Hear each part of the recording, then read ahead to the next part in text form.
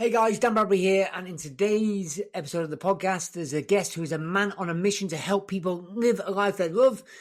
He's a renowned coach, business strategist, and author of the #1 Amazon bestseller, North Star Thinking. Will Polston started out in financial services, but realized that true fulfillment doesn't come from money alone, it comes from purpose. So that epiphany led him to his own transformation, but also helping others through his coaching, through his events, etc. So he advises a lot of high-performing entrepreneurs, both on launching successful ventures. He's got fascinating supplement business. He does some private equity investments in the construction space. He really blends mindset mastery and practical strategy. So with all that said, we're going to be diving into his journey a little bit today. I know my son's excited for this episode because my son really was a big fan of his book, and my son's 14. So not just for seasoned entrepreneurs, but also for young entrepreneurs just starting out on their ventures. So with that said, Will Polston, welcome to the show. Dan, thank you very much. Looking forward to the conversation. So give us a bit of context, Will. I mean, I kind of gave the little intro, but help us understand. I mean, you're hard to miss because you seem to seemingly pop up all over the place, always involved in events, arranging all kinds of events, extremely well-connected person. But for somebody who does not heard of you before this show, because we pick up quite a few entrepreneurs that aren't in the personal development space. Give us a bit of context. Who is Will Polston? I think you did a brilliant job of covering sort of the majority from the start. So yeah, super short version. Grew up with a belief that money equaled happiness. Went on a tangent to make as much money as I could as early as I could. Had a big realization 12 years ago that wasn't the case. Went off on a different tangent. I've had numerous different businesses in a range of different industries. I had a renewable energy business that we had 85 staff, growing. Government changed legislation, killed that business. Got involved with a property investment business, decided to split from business partners and in that. And yeah, I've had a range of different things. I think what's worth noting is that there's a lot of people, Dan, certainly that I've come across in the world of personal development that have cracked it, or seemingly cracked it, and then they've gone on to become the sage from the stage, telling everybody how amazing they are and how they've got everything right and how they should just follow what they've done. Whereas I'd like to think of being kind of the opposite of that. I've failed far more times than I've sort of quote unquote succeeded. I'm 36 years old. I've lost everything twice. I've been in over £300,000 worth of personal debt. So I've had some challenging times, as well as from the sort of the times when things have been better as well. So yeah, that's kind of the focus. But yeah, my obsession, and full blown obsession for 12 years, but really been on my radar for best part of 18 years, is anything to do with mindset, human awareness, human potential, human behavior. Things can get people to operate at their best. Yeah, that's what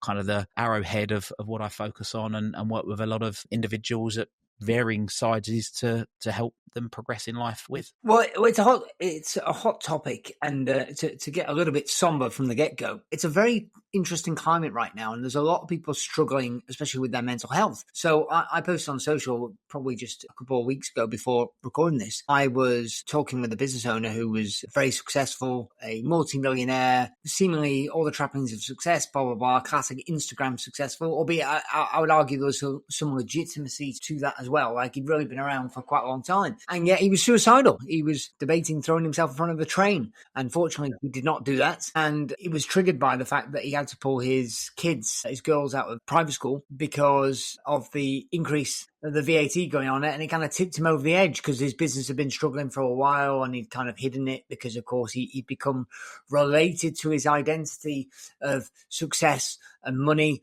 and all the rest of it. And there's another person who I know, very, very successful entrepreneur, who business was going through tough times, marriage was going through tough times, and then last year, very sadly, his wife killed herself. It feels like there's a mental health crisis. What do you see is going on, Will, in the marketplace, and/or what is the antidote? So it's a really good question. And look, for context, I don't talk about this very often, Dan, but I've been there. I've had on a few occasions I've had the thoughts, but the most extreme was when I decided that I was going to take things had got so bad and so difficult that I had just decided, like, enough's enough. I'm going to walk to the end of the road where the river was, and I made a decision myself that if the tide is in, that's it, I'm going to get in and that'll be me gone. If the tide is out, then that's the sign from the universe that I can overcome this, I can work through these things. So I don't talk about it that often, but I've worked with people at the extreme. So I've had, I don't know, a dozen, maybe nearer 2 dozen of the conversations when people are suicidal. I've had the phone calls at 2:00 in the morning. I've had a former client who we've worked with for some period of time, stopped working together for about 18 months, sadly did take his life, and there's so many factors that go on. But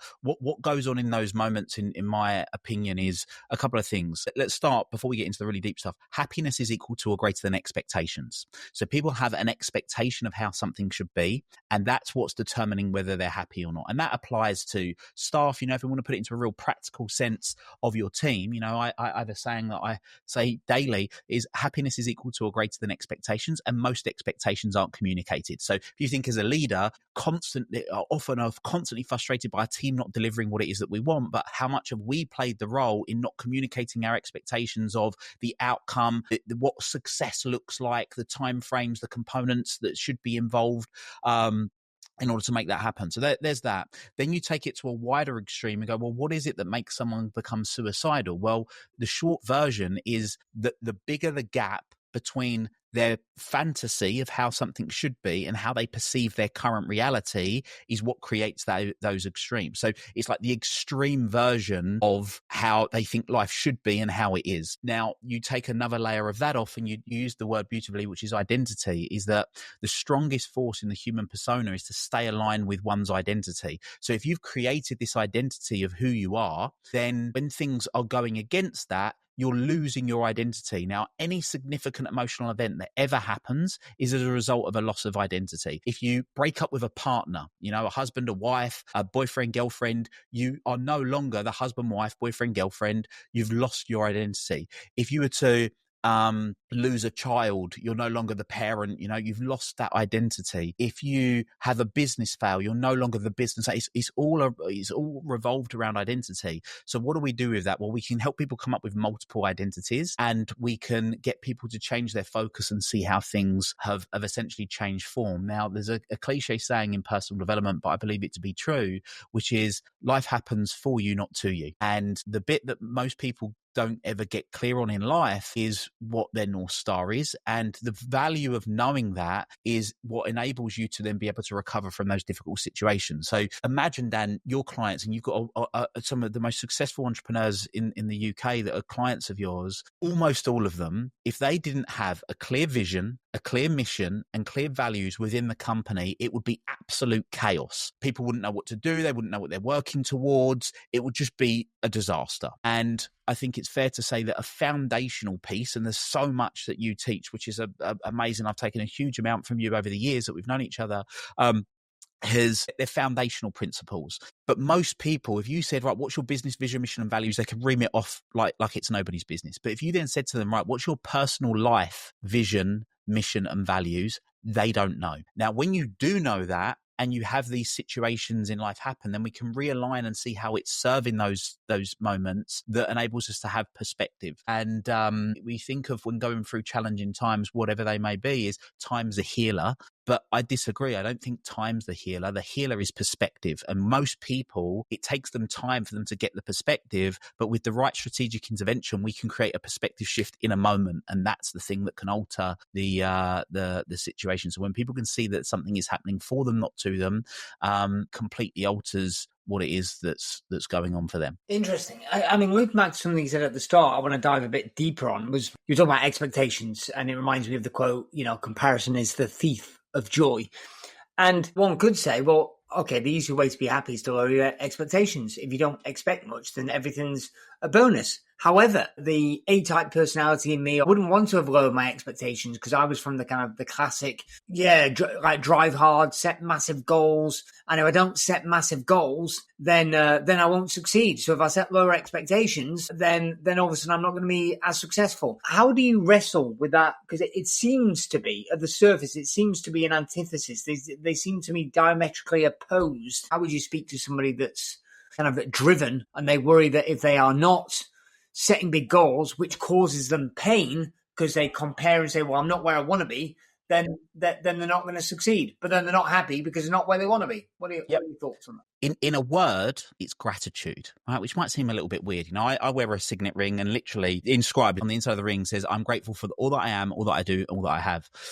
Why is gratitude? Well, if we want to get grateful, there's two ways to get grateful. We can get what we want, which is what you're talking about, or we can want what we have. And most people are so focused on getting what they want that they aren't focusing on what they have. I know you're a super avid reader, and no doubt you've read the book, but one of the best books around this I think every business owner should read is The Gap and the Game by Dr. Benjamin Hardy and Dan Sullivan. So many people are focused on where they're going, and they're constantly in the gap.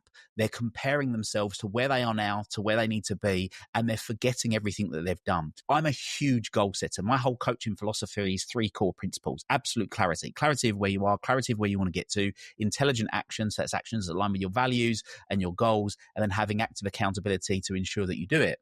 Well, with that said, it's about having the goals. Yes, I've got so many goals, but the difference is that the bit that I do that I think most people don't is I reflect on a weekly basis on the progress that I've made. So I'm constantly focused on the gain, and I use the goals for direction. So rather than going, the goal is the outcome, because I was that guy then. I was relatively young. I was earning a lot of money. I mean, to put this into context, I say a lot of money. I was working in a job as a broker, but I was earning like £20,000 a month in my late teens, early 20s, working in a job. I bought everything I wanted. I had in my early 20s, I had the detached house with the gated drive, the convertible cars, the watches, you name it. To the point where once I'd achieved all those things, one day I was watching Bloomberg, and I saw someone with a microlight, and I just thought, well, that looks really cool. Went to go and buy a microlight, saw I could buy a plane for only 30 grand. I thought I should buy a plane instead. Like, I was so materially driven that it gave me that drive. What I realized in years gone by is that I still like nice stuff. I still want to have great experience. I've got some mad stuff on my goals. I've committed with a client. We're going to space on whether it's Virgin Galactic or equivalent by the end of the decade. I want to live till I'm 150. Like, I've got some pretty out there goals, but the difference is they're the byproduct of what I call the North Star. And for me, the North Star is about having a life mission, a thing that you're willing to do every single day that you accept you're never going to achieve. It's the equivalent of trying to empty the sea with a spoon, rather than getting caught in when-then syndrome. So when-then syndrome is, when I do this, then I'll be okay. When I do that, then I'll be content. When I do that, then I'll stop. When I do that, then I'll be satisfied. It never happens. And this is where I think the mindset thing's really key for a lot of people. And where I see the biggest focus is there's the people that have massive fear about wanting to start something, the kind of the wantrepreneurs, if you want to call it, the people that want to start, but then it really becomes a key thing for people that have achieved success, that have maybe exited. I mean, I've probably worked with best part of 24 people, maybe even more, 36 people that have exited their business, and within a matter of days, weeks, they're depressed because everything they thought it would be, it isn't. Right. They've lost their identity again. It's like, now what do I do? What's next? And there's an amazing book called The Second Mountain. The first mountain is all about personal success, personal achievement. The second mountain is about contribution and growth and doing that. But I don't think that you can work on the so-called second mountain whilst you're working on the first. So you can still have these personal achievements, but the switch, the difference is that they become the byproduct, not the focus. Yeah, fascinating. Yeah, by the way, I can relate. Obviously, I have quite a few clients exit, as you know, and I warn them in advance. I'm going to go, okay, you're going to chase this. It's going to be really hard. Then you're going to hit it. You're going to get the big payday. I had a client recently, and for him it was life-changing. He's retired now because it was a multi-7-figure cash exit, and he's old enough that he goes, that's it, I'm done, I'm out. Personally, I give him 6 months will, and I'll be back at it. But even still, his wife's saying that he's retired, so fine. But within a couple of weeks, I just touched in with him. How are you doing? He sent me a message, and he's like, I'm going to book a holiday, but the problem is I've now got too much choice. And I'm like, I shouldn't feel this way, but I do. I feel like flat. And I'm like, hey, this is normal, but that's why you've got to have something to move towards. And that's why I think he'll be back at it. Not that he needs to be. He could, of course, do other things. He's got kids and he's got grandkids, etc. But actually, this too much choice thing is a bit of a segue. Some people are really goal focused and really good at going, right, there's this thing I want. I want a plane. I want a Ferrari. I want whatever they might want. But I've seen a lot of kids today. In fact, in a weird way, I find it a bit frustrating sometimes with my own children. It's never been more abundant. I think life, society, humankind's never been more abundant. There's never been more options. And yet people have never been less happy. And my kids often say, oh, I don't know what I want. And if you push them for goals, they kind of go, no, I don't know. What advice would you give, Will, to somebody that, when you're talking about the North Star, talking about vision, mission, values, they're going to go, well, I don't really know what I want. It's a great question. And like lots of things in life, I'm sure it's a Keith Cunningham quote, which is any problem is simply an unasked or unanswered question. And the thing is, in a lot of cases, we're asking the wrong question. And I know I'm biased and I'm banging on about it, but the idea of having the North Star. So let's make it practical. Well, what is the North Star? It's the mission of trying to achieve something that you accept you're never going to do, but then you work out how you're going to do it. So rather than going, well, what do you want? I want this career. I want this. I want this. If we start with the North Star, so there's a few ways of doing it. One of the ways of doing it is utilizing a concept called an ikigai. Now, ikigai doesn't have a direct translation in English, but it means reason for being, or doesn't have a direct one-word translation. So reason for being, it's a concept born off a tiny little island just off Japan called Okinawa. And essentially, if you can picture a Venn diagram, so 4 circles that overlap in the middle, and in each of the 4 circles is a question. What do I love? What am I good at? What does the world need? What problem needs to be solved, and what can I be paid for? And in the middle of that, the overlap of that is the ikigai. What's fascinating about the ikigai is that the part of the world that it originates from is one of the blue zones of the world. So they have more centurions than so people that are over 100 years old than anywhere else on the planet. These people live by their ikigai. They have constant purpose. They wake up, they live for longer. We all know people that have spent their whole life, they learn, they earn, then they yearn, they get to 65, they retire, and within a matter of years, their health deteriorates. Someone was telling me a stat the other day, something crazy like 50% of people die within 5 years of retiring. Like it's a crazy number. And it's because they haven't got something to get up for every day. I think of the word retire. Why do I want to get more and more tired every day? It's crazy. What people are better to do is redirect. So rather than retire, I'm going to redirect my energy, my effort, my focus into something that's maybe more meaningful. Now, on that being more meaningful, well, one of the other ways of getting clear on your North Star is identifying your means values. So we think of values often as sort of these words like integrity, honesty, trust. They're not values. A means value is something that you do that gives yourself fulfillment. So my 4 highest means values are self-mastery, building businesses, creating relationships, and building wealth. So those things, if you looked in my life, that's what you would see is going on. The best way of doing that I've come across is doing the DeMartini values determination process. It's 13 questions. Anyone can do it. Just type in DeMartini values, go to his website. You can do it. But a really quick way of doing it is using STEM, STEM. So what do I fill my space with? What do I spend my time doing? What do I do that energizes me? And what do I spend my money on? So if you came into this office now, there's loads of books, right? Similarly to your office. But if you look at the type of books, they're personal development books and they're entrepreneurship books, gives you a flavor of who I am. You'll see that there's certain certificates and awards and trophies. Well, it gives you an understanding of the types of things that I had interest in at that point in time. The time itself, what do I spend my time doing? And when I'm doing those tasks, how do they energize me? So what are the types of tasks that you're doing that are energizing you? And what do you spend your disposable income on? Gives you an indication of your means values. And every single person's means values are as unique as the fingerprint on the end of their finger. So that's one of the ways. One of the other great questions to ask is, so many of us are driven by money because money creates certain things. But if you had all the money that you ever needed, what would you want to do with your time? So if you had to spend your time doing something, what's something you would love to do is another way of being able to identify. And then another really key one is getting a piece of paper, x-axis, y-axis. On the x-axis, so up the side that's sort of vertical, you've got plus 10 down to 9, so plus 10, 9, 8, 7, 6, 5, 4, 3, 2, 1, 0. Then you have minus 1, minus 2, minus 3, all the way down to minus 10.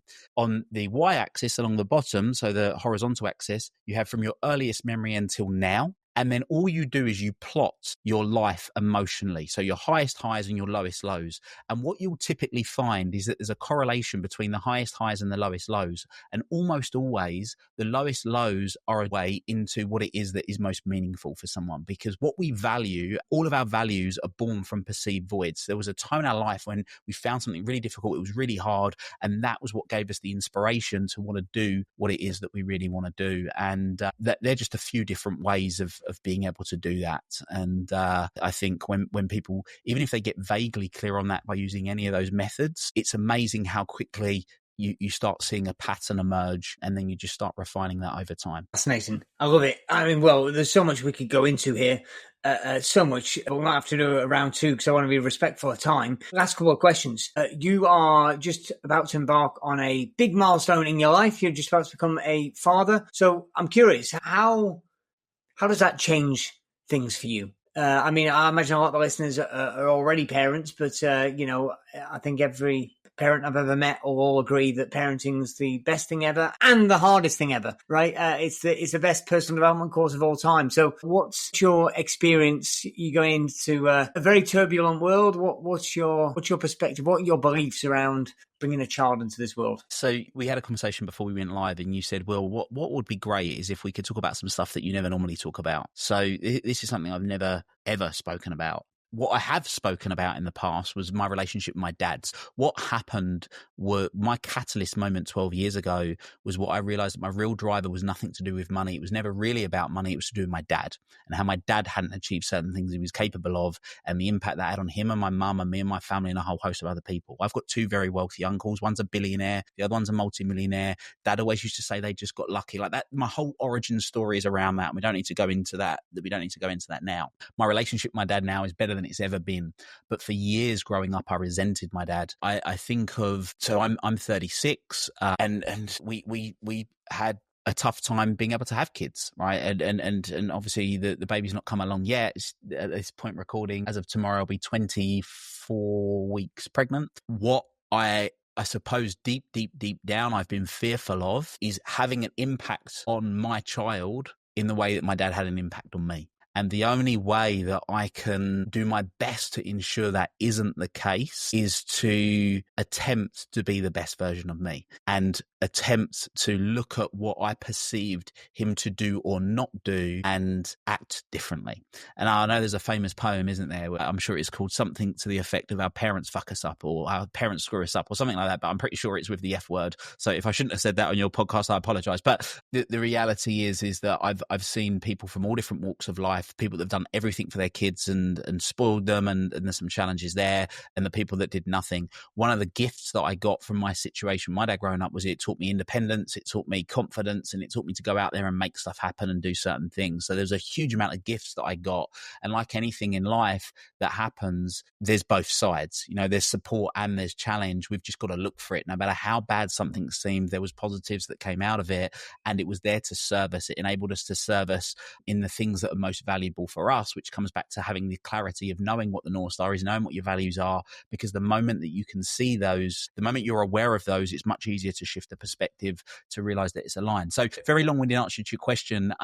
It's something that I think about often at the moment, which is how can I ensure that I try and do everything to the best of my abilities, knowing that at some point I'm going to fall short, but try and be the role model, I suppose, or have the behavior traits of the father that I wished I had when I was younger. It's funny. I when you were speaking before you mentioned the poem, which I don't know that poem, but before you mentioned it, the answer that formed in my mind was, well, I guarantee you are going to screw your kids up. You know, I'm very fortunate. We've never spoken about this either, but I'm very fortunate. I had fantastic upbringing, and I think my parents did a phenomenal job. And I can definitely see some of my values in the sense of how they live their life is what I value in terms of education, not necessarily traditional academic education, but in terms of how I interpreted that is, again, I'm obsessed of reading and learning, etc. And that definitely came from both of my parents. So there's many huge amount of positive values, and I kind of go, yeah. And I've said for many years that there's another good quote, which is when I was a kid, I thought my father was an idiot, but when I grew up, I realized it was amazing how much the old man had learned. It's like, yeah, no, he always was that great person. It's just the challenges of being a teenager and going through childhood. And there's still probably things that I won't speak to, but there's tiny little traits, in my parents as well, which I deliberately try and do the exact opposite of, because it's not, I went, oh, I don't like that. I didn't like that experience. So that highs and lows antithesis thing. And that's also why I think children are the greatest personal development course of all time, Will, is because somehow they've got a tendency to embody the bits of us that we've disowned, right? So again, I'll be respectful of my children because this is going on the internet. So, but I've got 3 children, but there are traits that some of them embody in certain situations that it's like, and I find it so testing, like in my soul testing. And it's because it's a part of me that I've got to figure out. So I believe that I've been given the gift of I haven't resolved this in myself, but I see the same. Well, I'll give an example. My number one negative emotional pattern is frustration. I'm a person that gets frustrated and pissed off relatively easy. That's my go-to negative emotion, right? And one of my children does that a lot. And when I get frustrated at that child because they're participating in sport or whatever, and they get really frustrated, and I'm saying, no, you don't need, and I've realized it's hard for me to help them because I've not resolved it myself yet. And it's like, yep, there you go. That's why I've got at least an 18-year apprenticeship to resolve that issue amongst many others, right? So, it's exactly that. I'm excited for you. I'd just like to add, and just in all for all transparency, is that look, I had a very loving childhood. It wasn't poverty. We had clothes on our back, shoes on our feet, food in the fridge. I was super fortunate in that respect. But like you say, it was a perception of situations, and almost nobody goes to parenting school, so there's just an experience of what happens. And I think that you are 100% right. You said about traits. There's 4,628 traits, and every single one of us have every single one of them, just in a different form. And there's something called the law of reflection and transparency. So anything you see in somebody else, positive or negative, you have in yourself. And it's when we own that, then we bring ourselves back to equilibrium, and that stops the emotional charge from swinging one way or the other, which is like, I'm absolutely obsessed with this thing, or I really resent this thing. And it's when we create that balance, then we get to peace. And there's so much that's said for that. And I think that for me is the piece of work that I absolutely love doing with people, is getting them to create the awareness, first of all. So anything that you get really, really strongly emotionally driven by, positively or negatively, is an opportunity to work on yourself in a greater or lesser degree, for sure. I love it.